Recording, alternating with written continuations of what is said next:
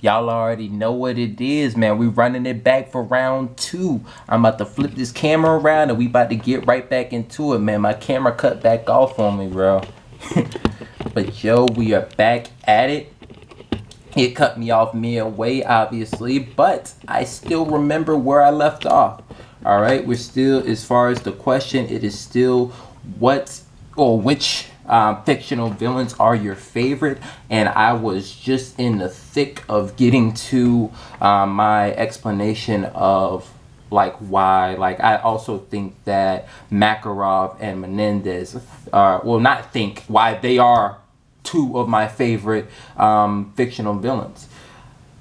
And what I mentioned, like the last point that I mentioned within, again, just before the camera cut me off, was if I had to attribute like a temperature to Makarov and to Menendez, Makarov is like, he's cold.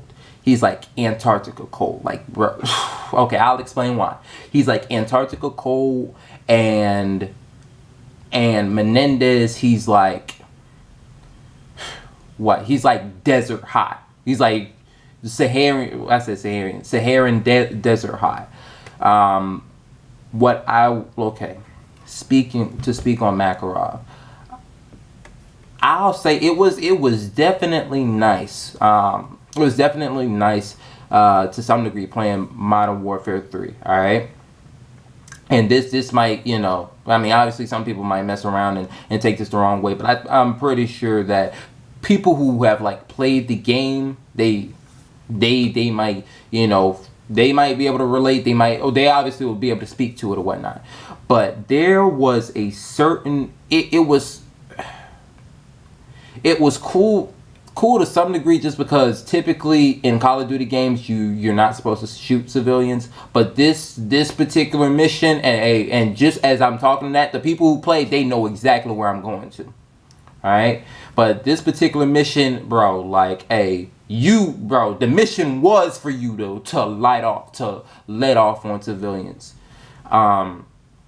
But I'll tell you this, one of the most coldest moments, with Makarov involved, was a particular mission in Modern Warfare 3 called No Russian. And I remember I was watching it the other day and I was trying to think, I was like, okay, when he said no Russian, does that mean like no Russian person alive, or just don't speak Russian? All right, because that would make sense for what he did, at the end of the mission. All right. But yo, I'm telling you, and even though it's Makarov and it's like three other people, like including like you are like, you're a protagonist, or like, well, like you being the player are also playing, and you also, depending on what you do, you can get involved, or like you can just go about and just watch them do it all. But yeah, you're also a part of, and you bear witness. Them boys, bro, they shot that airplane. They shot that airport up. All right, all the civilians got, bro. It was a massacre. All right, and then the Russian security, Russian army or police force, they came in. Bro, listen, bodies on top of bodies got piled. Them boy, bro, Makarov led. That was one hell of an assault that Makarov led. And that's like, you could just hear it even in the way he talks. Like, that's like some real psychopathic stuff. This is like cold calculation. Like, this is like some like he was on some radical type stuff right there. But it's like but the thing about it was like he was, I don't know, it seemed so cool, so calm, and man, and he definitely, and his move was definitely, he's gonna hurt as many people and kill as many people as possible, man. But yeah, man. Oh, hold on, let me set the camera a little bit. All right, hopefully that's good. All right, but yeah, man, Makarov was on another level, right? And I think in another, like, to me, that was a badass moment, especially once you got to the end. And like I remember, like, yo, he like got in the car, like he and like one other person got in this ambulance. Somebody pulled up in an ambulance, and they were like, "Nice job, Makarov. You really sent the message." And he was like, "That was no message." And then you player, you try to get on, get on get in the emergency vehicle, and he's like, "This was," pulls out, like, he taught, bro. Listen. He tosses the assault rifle to somebody already within the vehicle. All right, he helps you up, and then he pulls out another gun, and bam, and he was like, "This was a message." And then they drive off, bro. That like cool. Oh, my fault, because I just fat you. Cool, calm, collected, but in the opposite way of but in the going in the opposite direction of he's gonna make whatever decision he's gonna make, and he's gonna try to be rational, logical in his own way of whatnot, and it's gonna end up hurting people, and like a lot of people in the process. That is freaking Makarov, man. Oh Lord. But nonetheless, he made for one of the most notable villains, again, within the Call of Duty series. And now we just went from like burr, like, yo, he's cold, man, damn. And now bing, we turned the heat all the way up, bro, because now we have Raul Menendez, and this dude, I think if anyone to say that like he was just a hothead, I think I might have used that term. That's not the proper. I meant, well, I'll explain what I meant by it, but that's not the proper like term or whatnot to explain Raul Menendez. He also tried to use rationale and logic and all that other sort of jazz, but when he went off and he was pissed, and he let them guns and he let them guns fire off, and he went about to hurt some people, right? Like it was like a passionate anger, because like the backstory, but bro, they like, and this is they built these characters up so freaking well. Like Makarov was he was like some cold, like I said cold. I keep going back to the temperature, but he was like someone within the military, again, radical participant within the military, disagreed with what Russia was doing or whatnot, and definitely he was about to wage war on the world, right? And Raul Menendez, he was drug lord or whatnot in, I believe, it was either El Salvador or Nicaragua, and shoot, he ended up he came from a poor family, and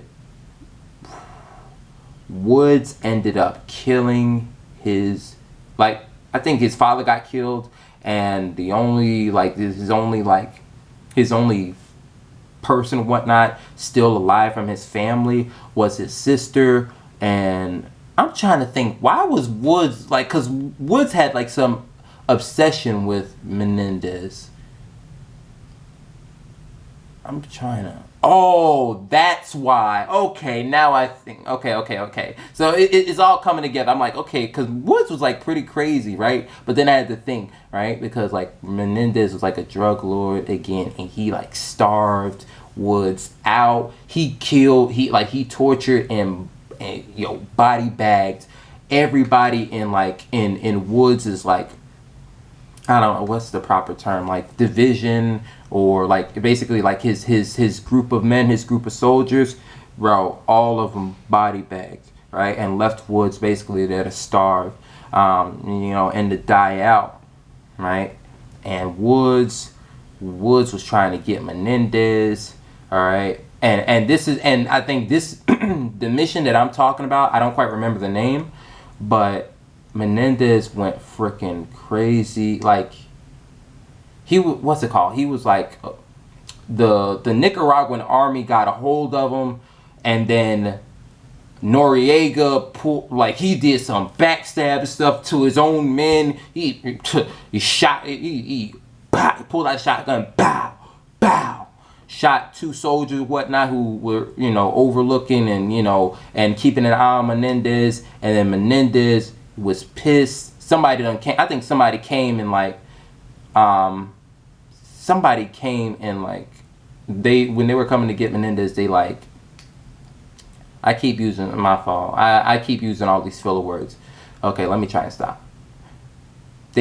When the soldiers tried to come and detain Menendez, what happened was obviously they came and they got Menendez. Somebody tried to take a look at the sister. I don't quite know what happened to the sister. The sister had to have been like burned or something, and she had some severe scars. And one of the soldiers like mistreated her. Like, I don't know if he pushed her or like he threw her or something like that. And Raul went crazy, and he 2 soldiers was on him. He broke free, grabbed like a shard of a mirror, bang bang, stabbed him and everything. And then not only that, but like the mission that I'm talking about, like I don't think it was possible for you to die as Menendez. He was so angry, bro, and you like had so many abilities. You could like you like stamina was on point, like bro, you might as well have been invincible. Like, he was killing any and everything, man. And he went through and shoot it. I mean, and his soldiers also came, not soldiers, but like like his what's it called? I guess foot soldiers or whatever. They also came and they helped him out a little bit, but hey, with the way how Menendez was feeling and going at that time, bro, he didn't need no help. But Woods was also down. Woods was just as crazy as Menendez was about the whole situation. And Woods threw a grenade. They thought they killed Menendez. They ended up killing the damn sister. Menendez was pissed, went after and made it a mission to go after the Masons and Woods, and bro, it was a whole bunch of craziness. Now, I think the only moment, like, okay, I think this is really something, right? Because even just going like running down the story, right, in which all the events that they were involved in, like, to me it seems as though Makarov is like the greater villain, right? But I don't know. I think it's more so just the backstory with Menendez that really makes him, because he was also pretty crazy. He also and not only that, he depending on whatever option you picked, you also ended up killing an admiral or whatnot of the U.S. of the U.S. Navy. What else? I mean, what else happened? Shoot. I mean, he's also to some degree what's the term? Omniscient?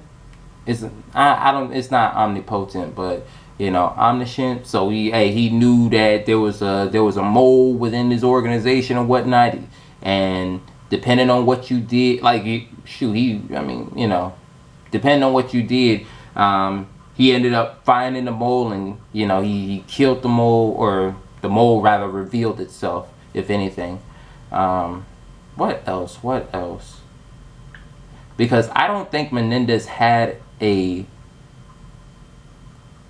did have a no Russian mode. It wasn't quite like that, but there's like a mission where he took control of so many damn fleets, and he unleashed it on like some of the major cities within the world or whatnot. So there is a case to be made that he was definitely dangerous and did a lot of damage or whatnot in comparison to Makarov. But yeah, he didn't like.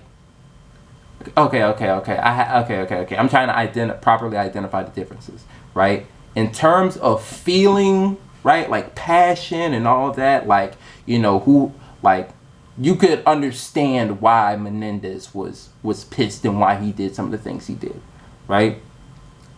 But because of Makarov, again, man, it's cool, bro. Listen, ice in his veins, man. Like, he just had some of the, like, bro, he had some badass moments, man. Some badass moments is like, bro, like, yo, if this happened in real life, man, you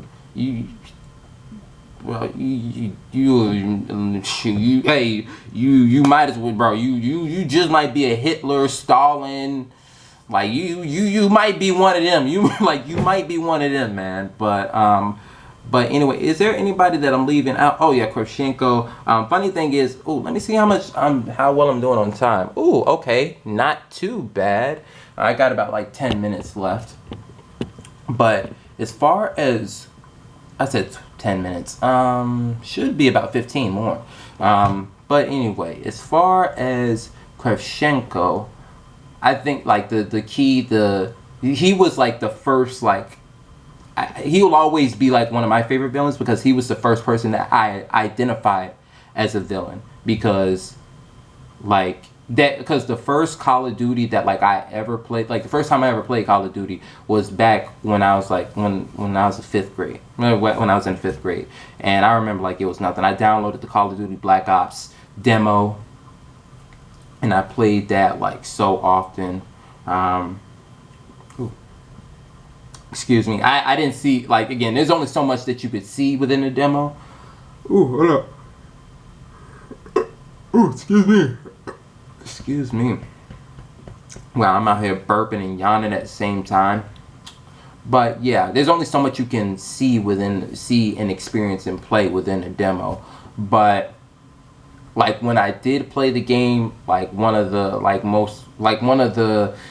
key like moments I was like, welcome to Call of Duty was when Kravchenko, he got a hold of Weaver. I remember this like it was yesterday. He said, surrender yourself now, and he will be allowed to leave. And I think Wood said, there's nothing we could do for him, Mason. And Mason was like, I know. And then Kravchenko said, fine, your choice. And he put the radio down, picked out a knife, bam, and carved his eye out, bro. Oh my lord.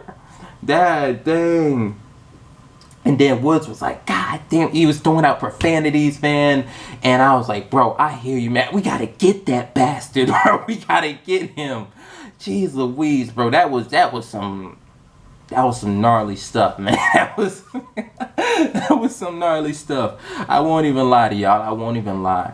But I'll go, like, a point that I made in the last video was that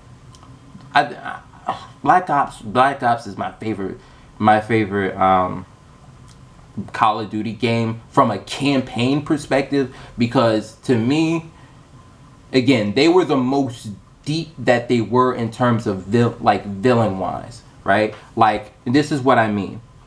Like, if you take into account Modern Warfare 2, right? Like, to some degree, they were sort of kind of deep in the villain department, because throughout this entire time, you're trying to go after, like, you know, you went and you body bagged Zachariah, and now you're trying to get Makarov.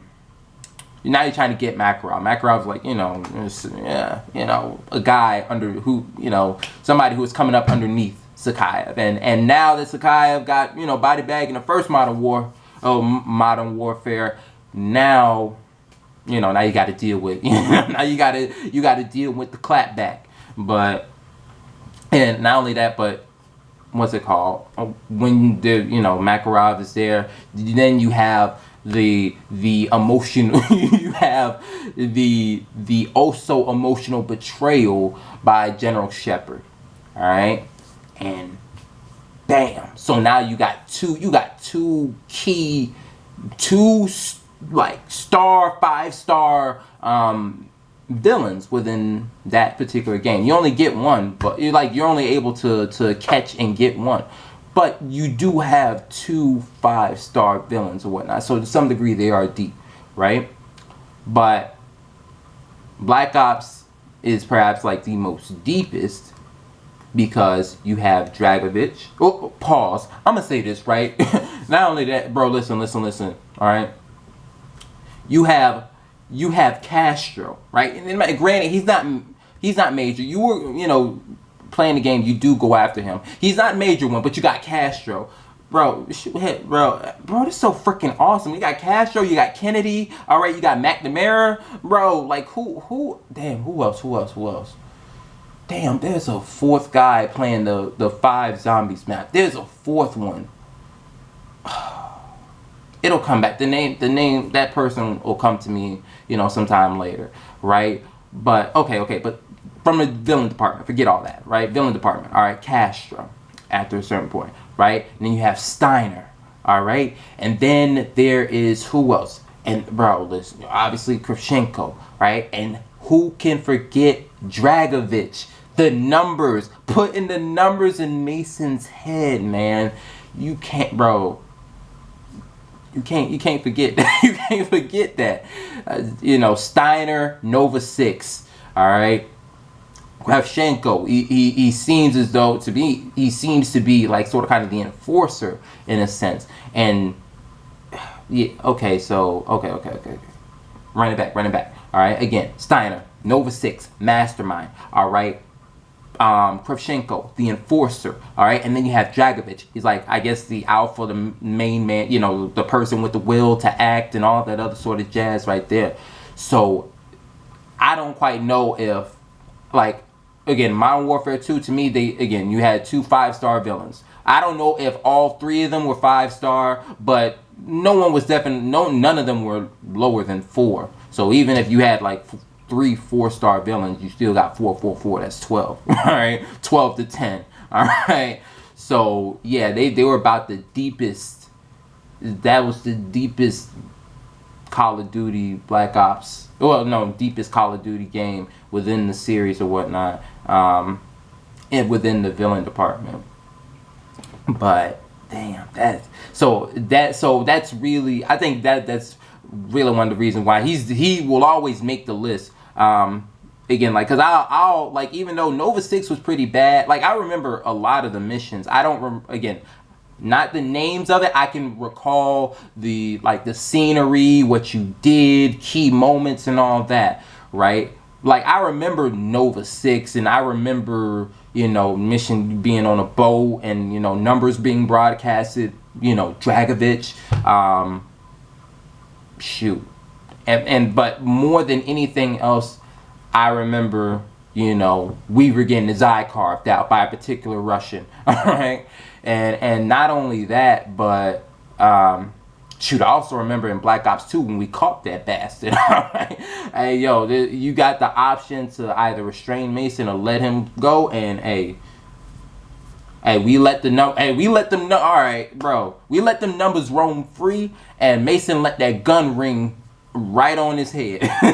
But yeah, man. But damn, that bro, that's a nice trip down memory lane, bro. I'm gonna have to like play and record some gameplay on those, man. Damn, those are you want to talk about childhood or like teenage time or whatever. Definitely childhood right there. Bam. Awesome. Let me see how I'm doing on time though. Ooh, okay. I got about 7 minutes. Good 7 minutes, man. Good 7 minutes. Let me see what's up. All right, I got a couple more. I got some more questions. I'm trying to see which one I want to answer though, because ooh, I think I might save this one for Tuesday. I won't hold y'all. Damn. I'm trying to think. Which one? Some of these I might run through. But this next question that I had was, what was the last movie that made you cry? Right? And here's the funny thing. This is not, well, shoot, I may not be able to spend as long on this particular question as I was on the other ones, just because there hasn't really been a movie that like I've seen that made me cry. There, like I put like again, I provided like some answers or whatnot. Again, given like I guess some as for like which movies are like emotional, or like had points where like I was like, oh yeah, that one hit me the most. Um, for me, oh also yeah, yo, you guys again. This question is also posed to you guys as well. All right, so as well as I'm answering it, again, y'all answer. When was the last time y'all seen a movie? Like, which movie or whatnot have you guys seen that made you guys cry? Or when was the last time that you guys cried during the movies? Whichever question y'all want to answer, but make sure that y'all answer it. All right, I do want to hear you guys' feedback or whatnot and response as well. Let me properly enunciate response as well. But as far as myself, the answers that I chose was Monsters Inc. and the Black Panther. The reason why I chose the Black Panther, I'm not again, y'all. I'm not gonna like I spent a good bit of time talking, about how much it meant to me, and perhaps I'll do it. I'll also again run it back and do that even more, but not now though. There was a particular moment or whatnot. It didn't make me cry, but I felt it. Right, there was a point where.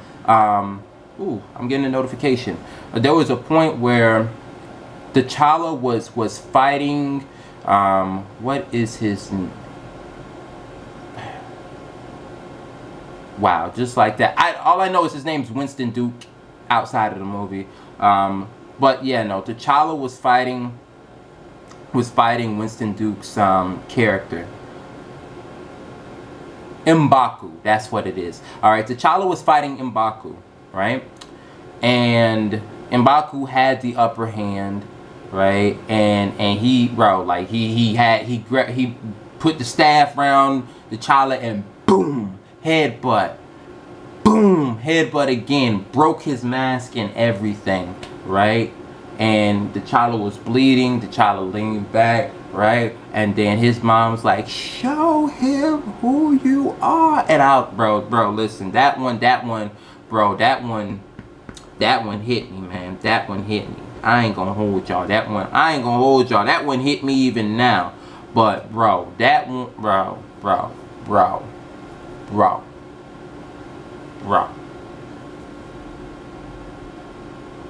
That's that gas. That's that. Hey, Angela Bassett. She did her thing on that one. That was it. That hit me right here. But another one that what's it called? Another one that stands out to me. Not stands out. Another option that again I mentioned Monsters Inc. Right, and it wasn't really. And my thing is, I won't even lie. That moment, like the Black Panther one, even as I was going about and telling it, I'll be completely honest, right? That I low key, I almost shed a tear.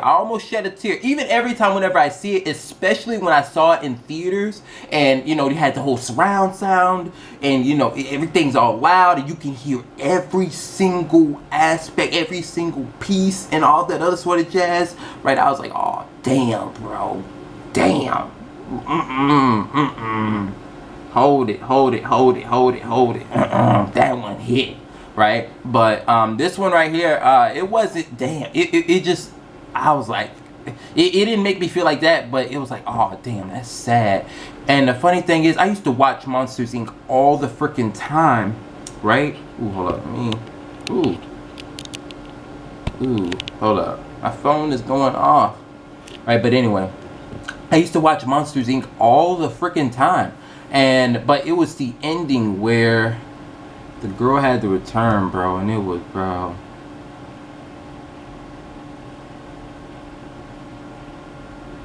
I can't even tell, like, bro. I can't even tell you, like, bro. That'll mess around and bring my mood down for real, like, bro, that. Bro, I don't like. I haven't cried yet, but this is what I'll say, right? Cause like, yo, I'm being dead serious. None of like I haven't like shed a tear or anything or whatnot at these 2 points. But if I were to watch it now, I low key might. I low key, yo, listen, I might let a tear, I might let the whole, hey, listen, the whole damn might